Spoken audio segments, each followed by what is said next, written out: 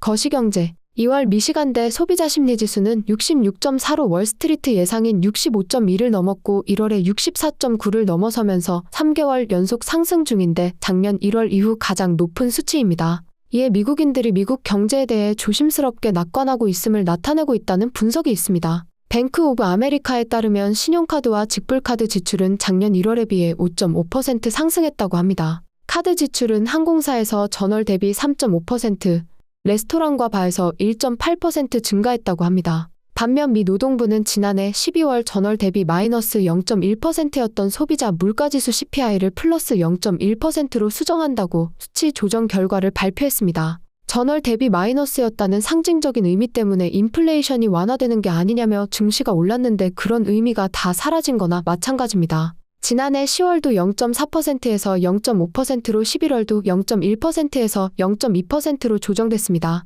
2월 14일 밸런타인데이 날 발표될 1월 CPI와 16일에 발표될 PPI 전망도 대폭 수정이 예상됩니다. 현재 나오는 데이터만 보면 연준의 2% 인플레이션은 꿈같은 수치로 보입니다. 미국의 신규 실업수당 청구 건수가 예상을 소폭 웃돌았지만 여전히 20만 명을 밑돌면서 노동시장은 강한 모습을 보여줬습니다. 진짜 골 때리는 건 캐나다의 1월 고용 변화 발표였습니다. 캐나다는 1월에 15만 개의 새로운 일자리를 추가했는데 이는 시장의 예상보다 10배나 높은 수치였습니다. 1월 실업률도 12월에 이어 5%를 유지하면서 시장 예상치를 상회했는데 거의 사상 최저치에 가깝습니다. 고용이 버틴다는 소리는 결국 소비도 유지될 거라는 말입니다. 많은 경제학자는 연준이 아무리 금리를 역대급으로 올려도 인플레이션을 잡는 건 불가능해 보이고 높은 정책 금리로 경제가 견디지 못하면서 경기 침체는 필연적으로 올 수밖에 없다고 말합니다. 반면 뉴욕타임스는 이게 무슨 침체인가 라며 몇몇 데이터는 성장에 금이 가기보다는 경제가 번영하고 있음을 보여준다고 해석합니다.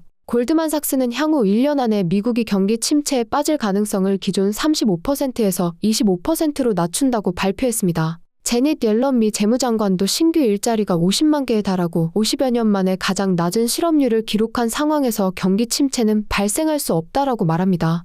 경제가 다시 반등하거나 상대적으로 좋은 모습을 보인다면 인플레이션 문제도 지속할 수밖에 없다는 양날의 검이 있습니다. 바이든 대통령은 강력한 고용 보고서는 미국 경제가 그만큼 강하다는 것을 보여주는 증거라면서 크게 기쁘다며 자화자찬했습니다. 그러면서 중국 풍선 관련 5개 기업과 1개의 연구소를 수출 제재 리스트에 추가했습니다. 이쯤 되면 거시경제를 예측하는 건 시간 낭비라는 전설적인 투자자 피터 린치의 명언이 생각납니다. 노벨 경제학상을 받은 경제학자도 세계 각국의 내로라는 교수들도 IMF나 UN의 수석 이코노미스트도 월스트리트의 전문가들도 연방준비은행의 전현직 위원들도 다들 다른 말을 하고 있습니다. 러시아 감산 배경? 세계 3위 원유 생산자인 러시아는 서방 제재에 대응해 3월부터 하루 50만 배럴의 원유 생산량을 감축할 계획이라고 발표했습니다. 러시아는 발표하기 전에 오펙 플러스와 논의했고 오펙 플러스는 러시아의 감산을 메우기 위한 증산은 고려하지 않는다고 합니다. 사실 감산이나 그 이후의 사실 여부를 떠나 굳이 발표할 이유가 없었던 러시아이기 때문에 이번 발표 배경이 궁금해지고 있습니다. 결론적으로 가장 큰 이유는 유가를 올리기 위한 언론 플레이입니다. 유명 원자재 정보 회사인 케플러의 원유 분석가는 감산이 러시아가 원유 및 정제 제품 판매에 어려움을 겪고 있다는 신호일 수 있다라고 말했습니다. 하지만 중국, 인도, 터키 등 대체할 수 있는 시장이 있었기 때문에 시장 문제는 아닐 겁니다. 감산이 사실이라면 판매망보다는 판매 가격과 기술적인 어려움이 더 크다고 생각됩니다. 과거에는 엎어지면 코앞인 유럽의 송유관을 통해서 쉽게 수출했지만 현재는 선박을 이용해서 지구를 한 바퀴 돌아서 인도나 중국에 배달해야 하는 상황입니다. 안 그래도 할인된 가격에 파는데 수송비도 만만치 않습니다. 세계적인 인플레이션은 러시아도 피해갈 수 없는 부분입니다. 그리고 러시아 업체들은 미국의 사기업과 달리 중동처럼 국가 예산을 책임집니다. 전쟁이 장기화하면서 많은 예산이 필요한 러시아는 유일하게 돈을 벌고 있는 원자재 업체들에서 뜯어날 수밖에 없습니다. 다시 말해 기업 입장에서는 할인된 가격과 배달 비용 그리고 국가에 세금을 내고도 이익이 발생해야 경제성이 있다는 말입니다. 그리고 구소련 붕괴와 함께 망했던 석유 산업을 다시 일으킨 장본인이 서방의 투자금과 기술력이었습니다. 현재는 이 두 가지가 모두 빠져나갔기 때문에 러시아의 생산량은 유가와 상관없이 줄어들 수밖에 없습니다. 많은 사람이 착각하는 것이 땅속의 석유는 수도꼭지처럼 필요할 때 틀면 나오고 필요 없으면 잠그면 그만이라고 쉽게 생각합니다. 하지만 구소련이 망하고 러시아의 석유 산업이 힘들었던 이유는 한번 잠가버린 유전은 오염되기 때문에 다시 수도꼭지를 튼다고 해도 사용할 수 없습니다. 러시아가 기술적으로 생산량이 줄어드는 건 어찌 보면 당연할 뿐더러 한번 줄어든 생산량을 다시 늘리는 건 더욱 어렵습니다. 이란과 베네수엘라를 보면 러시아 원유 사업의 미래를 쉽게 예측할 수 있습니다. 그 두 나라의 석유 산업이 쪼그라든 것도 경제 제재로 판매처가 줄어든 것보다 투자와 기술력 부족이 더 큰 이유입니다. 특히 러시아는 환경 측면으로 이 두 나라보다 훨씬 척박한 곳에 유전이 자리 잡고 있습니다. 그동안 원유와 정제유 수출 제재에 앞서 이미 저장되어 있던 상품을 빠르게 팔아치웠고 본인 정유소나 자국에 쓰일 양까지 당겨서 팔았기 때문에 제재에도 불구하고 수출량을 유지할 수 있었습니다. 하지만 앞으로는 생산량뿐만 아니라 수출량도 줄어들 가능성이 큽니다. 그걸 잘 아는 러시아는 당장의 수익 증대뿐 아니라 중국과 인도와의 협상에서 조금이라도 유리한 위치에 있기 위해 유가 상승이 필요할 겁니다. 매장량 발표 YGR OBBN이 아직 중소형 회사들의 실적 발표는 시간이 남아있지만 그 전에 회사별로 매장량이나 올해 가이던스를 발표하고 있습니다. 물론 실적 발표 때 다 같이 하면 됐겠지만 딱히 마케팅할 방법이 부족한 소형 회사들은 이런 발표를 홍보 효과로 사용합니다. 일반적으로 매장량은 제3자 기관을 통해서 연말 기준으로 조사되어 발표됩니다. 쉽게 연말에 유가가 높으면 매장량의 가치뿐 아니라 매장량도 올라갑니다. 매장량은 경제성에 따라 달라지는데 제품의 판매 가격인 유가에 따라 수지타산이 달라지기 때문입니다. 그만큼 비용이 많이 들어서 경제성이 없던 매장량도 유가가 올라가면 실제 매장량으로 기록되기 때문입니다. 그리고 자산 인수를 제외하면 개발을 진행하는 회사들의 매장량이 늘어날 가능성이 큽니다. 다시 말해 이미 검증되고 생산 중인 PDP 매장량보다 아직 개발하지 않은 땅을 많이 가지고 있는 회사들의 매장량이 늘어날 가능성이 큽니다. 예를 들어 SGY 같은 경우는 피어그룹에 비해 검증된 매장량이 많지 않습니다. 하지만 아직 개발하지 않은 땅이 많기 때문에 차후 매장량이 늘어날 가능성이 있습니다. 특히 셰일 유전이 아닌 전통적인 유전 방식이다 보니 매장량의 정확도나 2차 시추 등이 가능해서 셰일보다는 유리한 부분이 있습니다. 현재 매장량을 발표한 소형 회사 중에 가장 눈에 띄는 회사는 YGR입니다. PDP, 1P, 2P 할 것 없이 매장량의 가치가 많이 올랐습니다. 특히 PDP의 MPV10 수치가 작년보다 51%나 올라서 522밀리언 캐나다 달러라고 하는데 현재 시총은 반도 안 되는 겨우 211밀리언 캐나다 달러입니다. 그리고 EP 매장의 가치는 2빌리언 캐나다 달러로 현재 시총의 약 10배입니다. 올해 예상 생산량을 13,000 BOE 정도 잡았는데 그 기준으로 33.9년에 해당하는 수치로 거의 오일샌드 회사 정도로 오랜 매장량을 가지고 있습니다.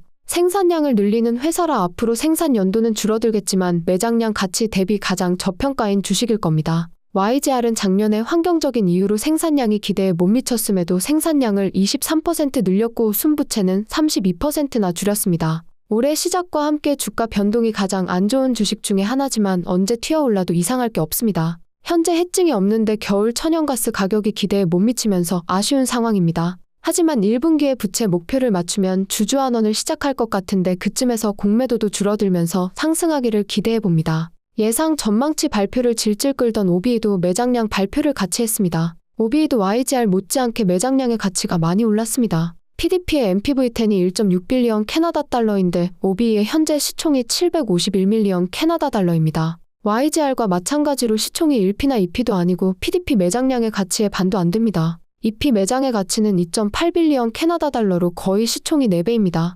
OBE는 클리어워터 헤비 오일 유전을 개발 중이라 차후 매장량이 더 늘어날 가능성도 있습니다. 마지막으로 YGR OBE와 함께 칼듐 유전의 라이벌인 BNE도 매장량을 발표했습니다. 현재 시총이 255밀리언 캐나다 달러인데 PDP의 MPV10이 632밀리언 캐나다 달러로 앞에 두 회사와 마찬가지로 시총의 2배보다 큽니다. EP 매장의 MPV10은 1.48빌리언 캐나다 달러로 거의 시총의 6배에 해당합니다. 저번 주 스트립 가격이었던 유가 70달러 중반 가격 기준으로 나온 투자회사 헤이우드 자료를 보면 BNE와 OBE의 EV 대비 현금 흐름이 중형 회사 중에 최고라는 CPG보다도 아주 좋은 걸 알 수 있습니다. 여기에 나오지 않지만 YGR 역시 현금 흐름 부분은 내로라는 회사기 때문에 이 회사들은 매장량의 가치 대비뿐 아니라 EV 대비 현금 흐름도 굉장히 저평가라는 것을 알 수 있습니다. 특히 SGY와 비교를 하면 이 회사들은 굉장히 저평가로 보입니다. SGY는 소형 회사 중에 리퀴즈 함량이 86%로 굉장히 높기 때문에 비슷한 시총대에서 유가상승당 토크는 가장 좋은 회사라는 점은 고려해야 합니다.